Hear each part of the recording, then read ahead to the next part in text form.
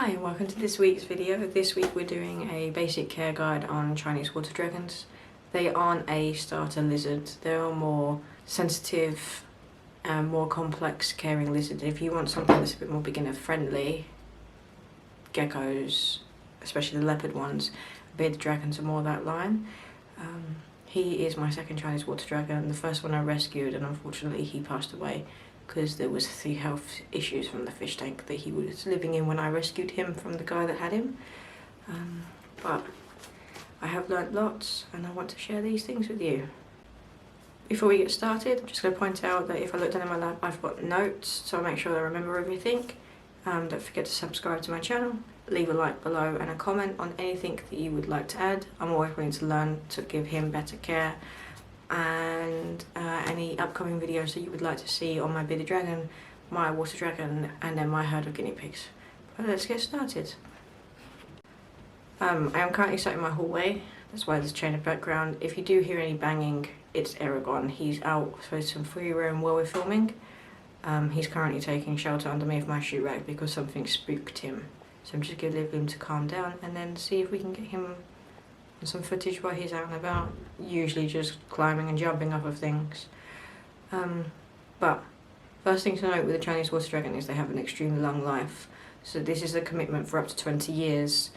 Aragon is 2 years old now, if I remember rightly. He's not yet fully grown, we're still shedding quite regularly. As far as I know, because he's male, if I remember rightly, they can take up to 5 years to be fully grown. He is starting to get his hormones and his colours, which has been fun because he's moody and doesn't really want to be picked up unless he's under his terms. So I have to just sort of play it by ear at the minute. But things that you need to know: you must have an exotic vet, and in my experience not all exotic vets in my area would have taken him. I had to bring round to find one that would see a Chinese water dragon. Bearded dragons and leopard geckos they would have seen, and even tortoises they would have seen, but I had to find somewhere that would see a Chinese water dragon. I'm not sure why. I'm guessing they're more of a specialist vet. Obviously I'm not an expert on that, only they are. But they need an orbital vivarium. Now the ones that you find in pet stores are not big enough. He's got a 6 foot high vivarium by 4 foot by 2 foot, which I converted from a double door wardrobe and built myself using polystyrene to insulate it and to add the climbing walls on the back, and then adding all my own light fixtures and everything. I can go into detail about how I did that in another video. If you would like that, just pop that down in the comments below or leave a like. And then a full body of water. They can fully submerge themselves. So what I've done in his viv is he's got half water and then half cocoa fibre and moss. I'm looking at getting him something slightly deeper now that he's much bigger and can submerge himself. I just need to do it so that it's safe for him to still get in and out, so he can choose to be in and choose to be out and not get stuck. But I want him to be able to completely soak in there. So at the minute he's getting regular baths in my bathtub with one of his one of his logs out of his vivarium in there, so he can get out of the water if he chooses to, and then be in the water if he wants to be in the water. It's completely up to him, and then obviously he's able to climb out of the bath using that log as well if he's done. The bathroom is an enclosed space, so I can just shut the door and keep him safe in there. They are a high humidity lizard. You can achieve this by, again, having the mosses and stuff. I've got moss on the bottom, moss vines, spraying over several times of the day, or what I've got, because I'm at work during the day, and I spend a lot of time at the weekends or the evenings with him, is I have a fully automated misting and rain system. The rain system isn't on automatic. I just turn it on when he's shedding or when things are looking a little bit drier than usual or the humidity level's down, because it floods his viv if I have it on for more than 10 seconds. The humidifier or the fogger comes on 4 or 5 times a day for 20 minutes at a time, fogs it all up and then goes back down. He does have a gradient, so just before the fogger comes down, let's say it's lowest, which is 60%, and then during the fogging it goes up to 80%. He likes this gradient, as well as the setting that I have the fogging on, it's only the bottom half of his fig that fills up with fog, and then the top half is fog free. So again, he can choose where he wants to sit during the fogging time, whether it's in the fog, which he tends to do when he's shedding, or he can sit above the fog and wait. He waits then until it's finished for him then to go down, but he still has that consistency in the humidity over the course of the day. The humidity is very important for shedding, otherwise they can get stuck shed, which I had in my previous lizard because he didn't have the fog and the humidity. He did have stuck shed in his tail, and just overall health. They can get health issues if they don't have the humidity in the vivarium. Again, it can be achieved by the fogging, spraying, having moving water. So if your body of water has a water fountain in it, that also helps keep the humidity up because the water's moving. Live plants also help as well because they release moisture into the air, which will then increase the humidity. I recommend getting a hydrometer. If I remember rightly, I will put the correct name here, which will tell you the temperature and the humidity, which is what I've got. Generally, I know when the humidity is right because the moss is thriving, he's shedding fine, which he has. He's just come out of a shed and going straight back into another one because we are still growing. But he's shedding fine, he's happy, he's healthy, he's destroying everything in his viv. The body of water at the bottom is also needed because Chinese water dragons feel safe in water. So if they're ever spooked and they can't find a hide, they submerge themselves in water and they can hold their breath up to an hour.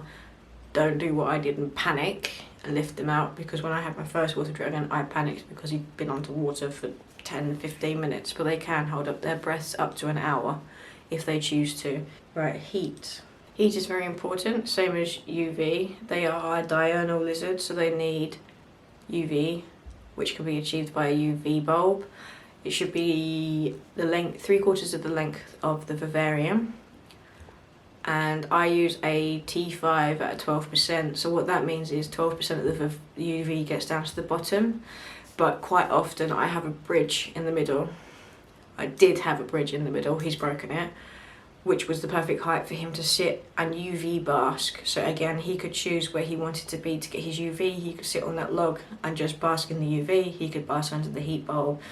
It's all about being able to give him as much choice as possible on what temperature he wants to be, whether he needs the UV, and all this sort of stuff. I also recommend getting a reflector that you put behind the bulb.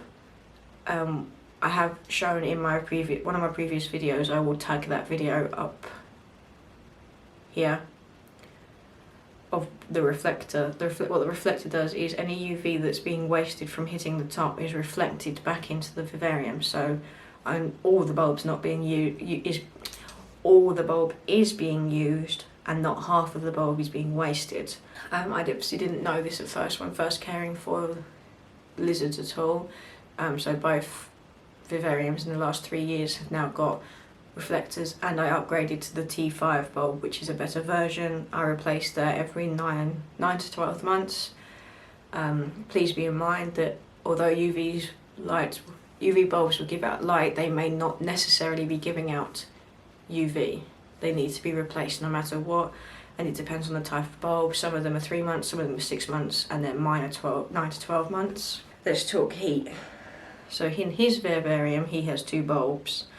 A daytime basking bulb, which offers him the light, and then a nighttime ceramic. The daytime basket bulb is set 32 degrees, but you can have it between 28 and 32. And then the ceramic needs to be set between 23 and 26. I don't have the ceramic on all year, it's just in the winter when the vivarium temperature drops too low.